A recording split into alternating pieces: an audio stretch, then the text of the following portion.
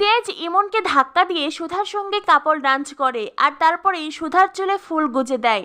আর এই সমস্ত কিছু দেখে ইমন তো রাগে জ্বলতে থাকে। ইমনের বেশ হিংসা হয় সুধাকে। সুধা দাঁড়িয়ে আছে, তখনই ইমন নিজের হাই হিল দিয়ে সুধার পায়ে আঘাত করে আর সুধা খুব ব্যথা পায়। তেজ ছুটে আসে। তেজ উপস্থিত সকলের সামনে সুধার পায়ে হাত দেয় আর সুধার পায়ে বরফ লাগিয়ে দেয়। এর আগেও তেজ সুধার পায়ে মলম লাগিয়ে দিয়েছিল, আর আজও সুধার ব্যথার জায়গায় বরফ লাগিয়ে দিচ্ছে তেজ। তেজের এই যত্ন, এই কেয়ার সবকিছুই কি মিথ্যে? সবকিছুই কি লোক দেখানো? সুধা কি পারবে তেজের মনের অনুভূতিগুলোকে বুঝতে? অন্যদিকে সুধার প্রতি তেজের এত যত্ন দেখে ইমন তো আরো হিংসায় জ্বলতে থাকে, আর সেই সাথে ইমন প্ল্যান করতে থাকে এরপরেই কি করে তেজ আর সুধাকে আলাদা করা যায়। তো বন্ধুরা, তেজ মুখে যত যাই বলুক না কেন, সুধার বিপদে কিন্তু সে বারবার ঝাঁপিয়ে পড়েছে। আর সুধা যতবারই ব্যথা পেয়েছে, তেজ নিজের সেবা, যত্ন, ভালোবাসা দিয়ে সুধাকে সারিয়ে তুলেছে।